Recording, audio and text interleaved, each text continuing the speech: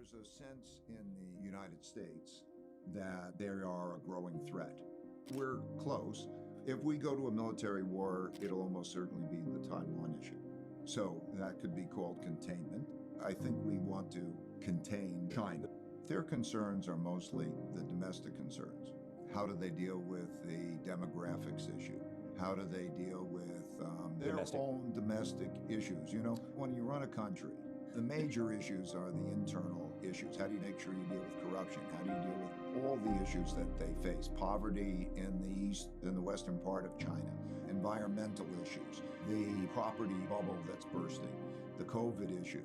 My assessment would be that they made a serious mistake in not taking the vaccines that we had to offer. There was a process in which they handled it fabulously in the beginning. And everybody was thinking, okay, they're on top of the world. But then they have no COVID in China, so they don't have immunity, and they didn't have a vaccine that was effective. And as a result, they got into the situation that they're in. China and the opposition is as strong as the United States and its allies. And so we have a conflict. And there are 5 kinds of wars, and they start in this order, just sequentially, typically. A trade war, a technology war, a geopolitical influence war. Then you get into a capital and economic warfare, which we are now with sanctions. They always happened in history. And then there's a military war. And so you could see that progression happen through time. And that creates a template. So I like to look at the template and then plot dots to see how we're transpiring relative to that template. China holds a lot of American debt. Yeah. Should we worry about that? I think they should worry about it. I don't believe that they'll sell the debt. And if they sell the debt, we would, again, like others, just print more money and it would depreciate in value. I think that they know, and have known for quite a long time, that the position that they have in that debt is something that they're going to have to stick with. The way it worked is they produced inexpensively. We all thought this is a good thing. I thought it was a good thing. And they earn money. And then they take a lot of that money that they earn and then they lend it to us. I remember when this started, the per capita income in the United States was 40 times the per capita income in China, and they're lending to us. So we borrow this money, and they buy our bonds, and I don't know who got the better or worse deal, but anyway, that's what happened.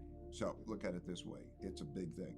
The population in China, the capitas, are more than 4 times that in the United States. Since I started going to China in 1984, per capita income has increased by 27 times. If it increased to half of what the United States is, that would mean its economy would be twice the size of the United States. So it's a big force. And simultaneously, given the risks in the world, they want to be self-sufficient. And similarly, the United States wants to be more self-sufficient, and other countries are wanting to be more self-sufficient because they're worried about being cut off. The main reason that China did not denominate its exports and trade in the currency and did not denominate its lending is that they didn't want to be a threat to the United States, because that's a threatening act. If the United States loses, now we were in a different era then, just to explain it. They became the largest trading country in the world. In other words, did more trade than any other. They could have operated in their currency. In terms of lending, international lending, they're the largest lender, and they could have done that in their currency. They chose not to because they perceived that that would be a threat. They were not trying to disrupt the world order. But now we have a different set of circumstances worldwide. This leadership was the same, of the same mind. And I think is pretty much today, they don't want to disrupt the world order. But they want to be as great as they can be. They want to be as rich and powerful and so on. But they don't want to disrupt the world order. If you look at history and you understand international relations, which is very much like Confucianism, what you have is called a tribute system. And that means each country is in the place, they know their place. They know the hierarchy. Like in the old days, it's almost like other countries would be almost a vassal state. You would say, I know that you have the power, you pay respect, and you operate in a harmonious way. But the idea of war is a horrendous idea. So I think that they would probably be just as happy if you divided the world in half. Their half and we had our half, and there was peace in the world. I'm just saying an objective is not to dominate the world. An objective is to operate in a way where there is no such war. However, that they are as strong and powerful and healthy and prosperous as they can be.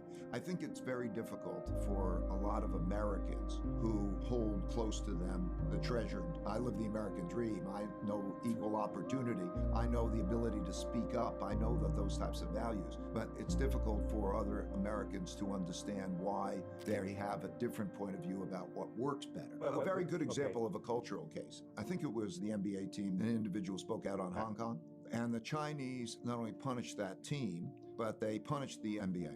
And in our, like I would say, everyone should have the right to their opinions and to be able to have free expression. In their view, if somebody's doing something wrong, that they will punish the group. They'll punish the family because the group is supposed to be responsible for that. They don't understand it from the internal values way having to do with Confucianism, the history, why it's more autocratic, top-down, what they believe about democracy. The Chinese leadership is paranoid mostly about maintaining the power of the Communist Party. Well, they would view that as very similar to us saying the power of the Constitution, because that is the system, that's the order. In 1949, they made a system, and that's the system. When we think of party, we think of that same multiple party type of thing. They think of it as very top-down, very hierarchical, and it's like the family. Vice President of China, Wang Qishan, described it to me. He said, it's top-down, Americans are bottom-up. And the question is, by the way, we have this issue, are we fighting for that ideology? These are bigger questions. Are we fighting for a democracy and capitalism? Or do we believe that others can find their own approaches and may the best approach win out? That becomes a big question as we pursue it. So that is their approach. May not be my approach. They will not give that approach up any more than Americans would give up the Constitution, let's say, or their freedom of speech up. So we just have to understand it's like a religion. You know, as we have different religions all around the world, they're deeply held beliefs, and each believes in that they're going to get the right outcomes by pursuing them, and what do you do about that? There's also the question of human rights. And clearly, the Chinese have a different view than a lot of people around the world. How do you approach that? Well, there's me and there's every one of us. It's a cosmic question. Every one of us who buys products, or all the businesses that are operating and interacting with China, or operating in many countries, I could list a number of countries, the interconnectedness of the relationships with China. We import 22% of our manufactured goods comes from China. If you're buying your Apple or you're buying your sneakers, you're in a position that's somewhat similar to me in terms of thinking about what the issues are. What I do is I rely on the guidance of the government, both governments. I think in studying their dynasties, I studied the Tang dynasty, which is around 600, and I studied also other societies. It is the things that I've talked about before. It is in broad-based education. That Confucian system was the first meritocracy that came in to create broad-based education, and then they would have exams, and the people who would get the jobs would be the people who were the most capable, and they got away from corruption and those types of things. I wouldn't characterize some things as Chinese. I think that in the history of China, there have been good dynasties and there have been bad dynasties, but there's always the common ingredients of what makes a country successful, and they've been that way uniquely. If you do look at the history, I've studied the powers and the different strengths. China has, through history, up until around 1840, been always like number 1 or 2 in the country because of hard work, because of meritocracy, because of being highly civilized. In other words, they are working in the same direction and they operate well to be productive together. Those are the same elements, but it's not just Chinese.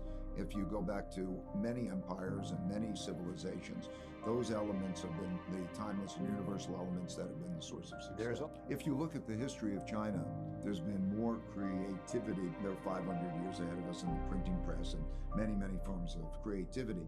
And if you look at the inventions that are coming out of China now through the entrepreneurship and so on, there's a lot of creativity that comes back.